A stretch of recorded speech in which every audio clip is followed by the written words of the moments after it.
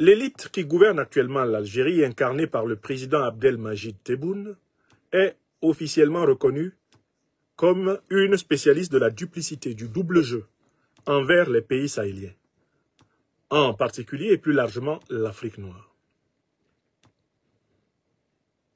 Au regard des événements qui se sont déroulés, notamment depuis le saccage de la Libye en 2010-2011, l'Afrique sahélienne, l'Afrique subsaharienne a eu l'occasion de voir l'Algérie s'abonner au double jeu et renoncer aux fonds baptismaux de l'idéologie révolutionnaire qui unit autrefois les peuples algériens et les peuples africains au sud du Sahara.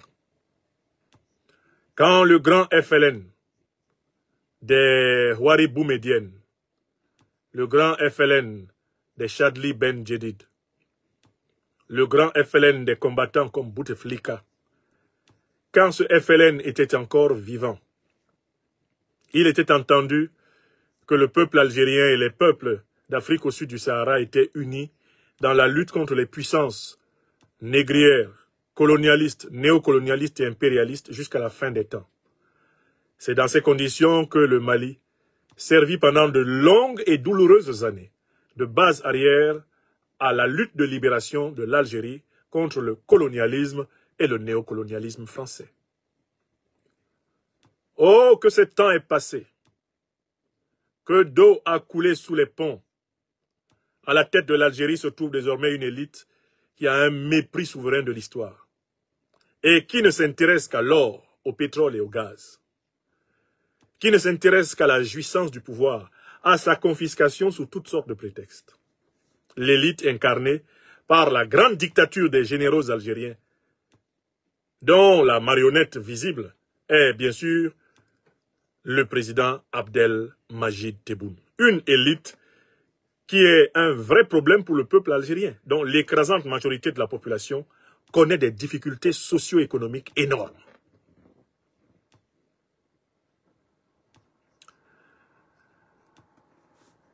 Lorsque l'Afrique a été attaquée, après le saccage de la Libye par l'OTAN, dirigée par les États-Unis d'Obama, la Grande-Bretagne de David Cameron et la France de Nicolas Sarkozy, Paul de Nagui Bokcha, Stéphane,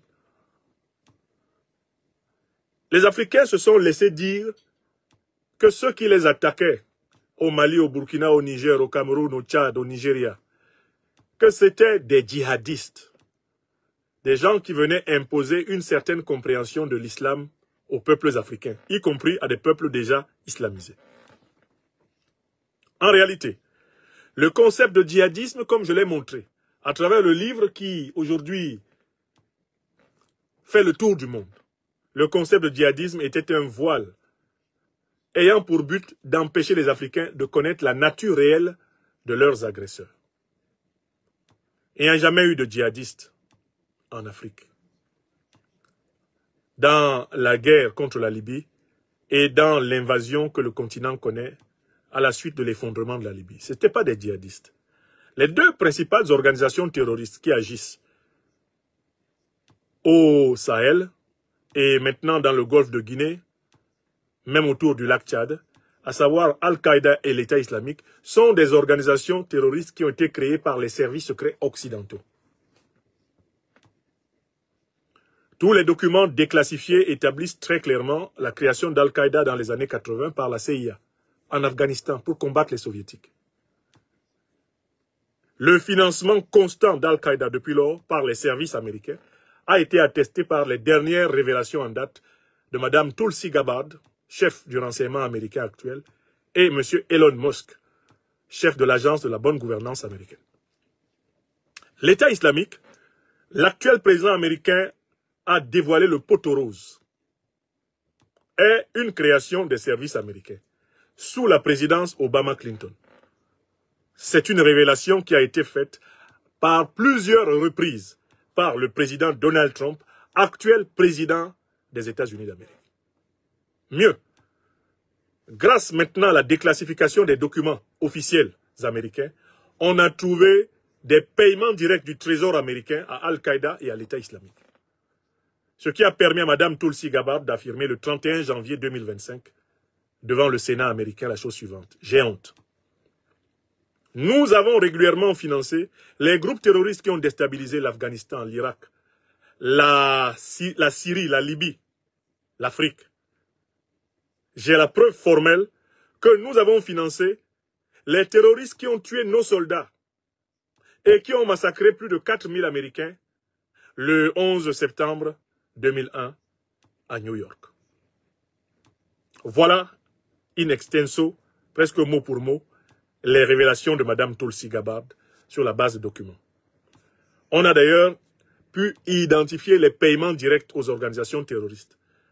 Par exemple, un paiement de 14 millions de dollars qui est parti de la caisse du Trésor américain, de l'USAID, vers des organisations terroristes au Mali. Ce paiement a fait l'objet d'une protestation officielle du gouvernement malien demandant qu'une enquête soit ouverte pour non seulement punir ceux qui ont payé, mais également chercher et punir ceux qui ont reçu de l'argent que le Mali n'a jamais vu. Donc, aujourd'hui, on sait que l'Afrique n'est pas attaquée par des djihadistes. L'Afrique est attaquée par des mercenaires terroristes au service des grandes puissances de l'OTAN. C'est ça la thèse scientifique. Et l'administration Trump actuelle a contribué à la manifestation de cette vérité. Pour ceux qui aimeraient avoir la plus ample récapitulation des preuves, achetez mon ouvrage « L'impérial terrorisme ». Vous pouvez le commander via Amazon. L'impérial terrorisme, il vous sera livré partout où vous le voulez dans le monde. Et vous pourrez amplement parcourir toute la richesse des preuves que j'ai rassemblées sur ce sujet. Ok.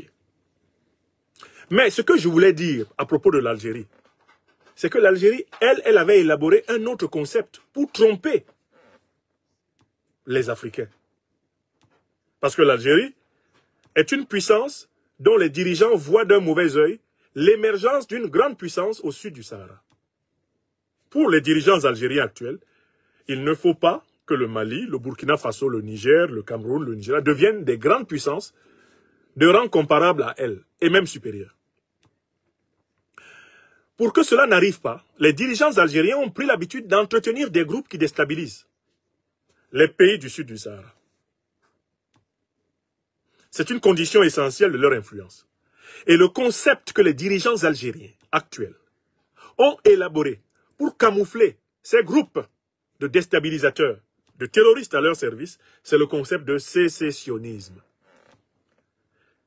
Le djihadisme a permis de cacher l'intervention de l'OTAN dans les affaires africaines à travers des mercenaires terroristes.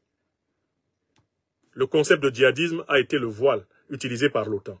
Mais le voile utilisé par l'Algérie, c'est le concept de sécessionnisme.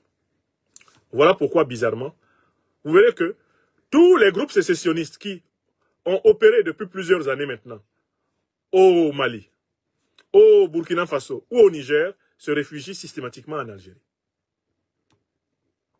Donc le sécessionnisme est un concept selon lequel ces groupes appartiendraient à des populations qui sont discriminées, qui seraient ostracisées, qui seraient menacées, qui seraient maltraitées dans leur pays de résidence respectifs.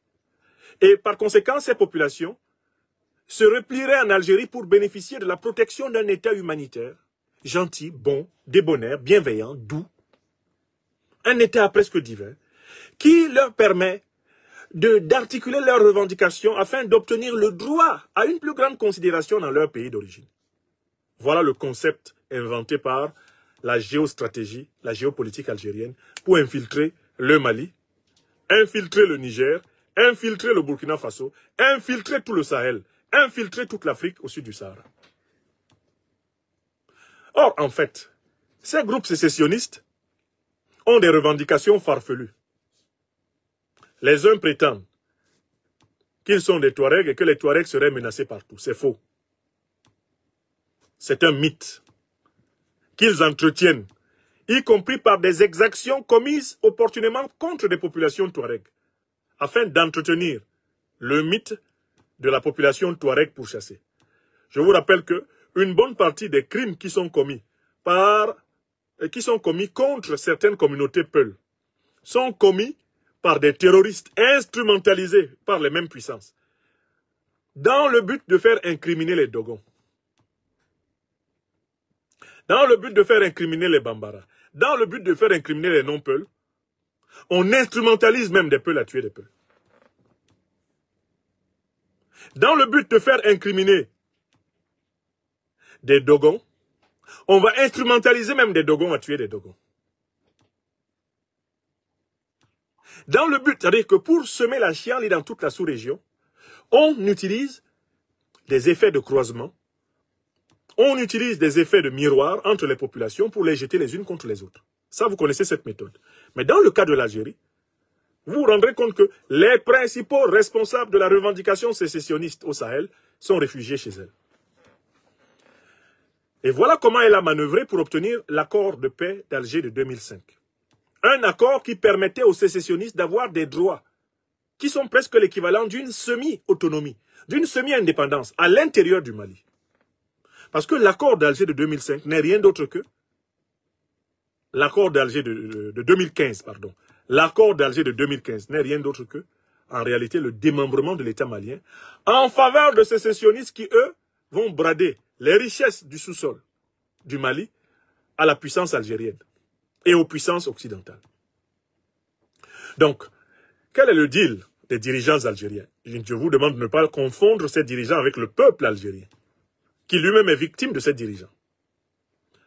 La stratégie, c'est on va soutenir des groupes sécessionnistes, on va forcer les États au sud du Sahara à négocier avec les groupes sécessionnistes, on va obtenir ainsi pour ces groupes sécessionnistes une autonomie relativement prononcée sur des régions entières de leur territoire, et ainsi l'Algérie va pouvoir exploiter les richesses de cette partie de ces pays.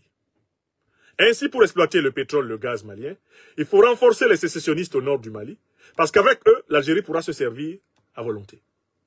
Pour exploiter l'uranium, exploiter le manganèse, le fer, le cobalt nigérien, on va encourager les groupes sécessionnistes et éventuellement Touareg, donc au nord du Niger, parce que grâce à ces groupes, qu'on va remettre littéralement au cœur du pouvoir politique au Niger, on va pouvoir exploiter tranquillement ce qui intéresse les oligarques algériens au Niger. On va faire la même chose partout. On fragilise le pays, on encourage les mouvements sécessionnistes, on organise des négociations artificielles qui permettent à ces mouvements de gagner en autonomie. Grâce à cette autonomie, on envoie les multinationales algériennes se servir. Donc en fait, les dirigeants algériens actuels ont conçu un projet néocolonialiste saharien contre le Sahel. C'est ce que j'appelle le néocolonialisme saharo-sahélien. Abdelmajid Tebboune et ses compagnons sont auteurs d'un néocolonialisme saharo-sahélien qui est en bonne entente, qui est en bonne articulation avec le néocolonialisme, l'impérialisme occidentaux. Voilà ce qu'il faut comprendre. Or, maintenant que nous savons que les sécessionnistes n'ont en fait pas de véritable revendication politique au Mali, au Burkina ou au Niger, et nulle part ailleurs en Afrique, ils n'ont de véritables revendications politiques. Leurs revendications sont en réalité opportunistes. Elles sont déterminées par les intérêts des puissances qui les manipulent. Le concept de sécessionnisme est désormais récusé dans la science politique sahélienne. Le sécessionnisme ne peut plus être un motif valable de revendication politique en Afrique au sud du Sahara, parce que nous savons qu'il a été entièrement instrumentalisé par le néocolonialisme et l'impérialisme. Notamment, c'est le cas au Sahel. Donc, le voile sécessionniste derrière lequel se cachait l'Algérie est aussi déchiré.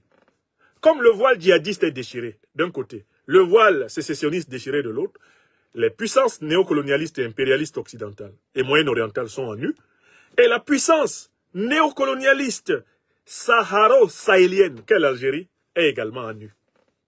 Voilà comment le vaste complot contre l'Afrique au sud du Sahara est à découvert. Et c'est ce que je voulais vous montrer. Que quelqu'un ne vous parle plus jamais de sécessionnistes du nord du Mali, sécessionnistes du Niger, sécessionnistes du Burkina, sécessionnistes de partout, ça ne vaut plus rien en Afrique. Ça ne vaut plus rien. Parce que l'essentiel des mouvements sécessionnistes que nous avons sur le continent sont instrumentalisés par les puissances étrangères pour continuer à nous affaiblir. C'est ce que je voulais démontrer. Donc, que la presse d'État, que la diplomatie algérienne, que les autorités algériennes actuelles se le tiennent pour dit. Les Africains savent qu'ils n'ont pas de sécessionnistes au Mali, mais des terroristes au service d'intérêts étrangers. Entre autres Algériens, peut-être même Mauritaniens, et plus largement des intérêts occidentaux et moyen-orientaux. Voilà, ça nous le savons scientifiquement. Le concept de sécessionnisme n'éclaire plus rien. Ni au Mali, ni au Burkina, ni au Niger, ni au Sahel, ni en Afrique. Écrivez ça. Veuillez tout simplement vous abonner et activer la cloche de notification pour ne rien rater. Retrouvez KDV Africa sur YouTube, Facebook, TikTok.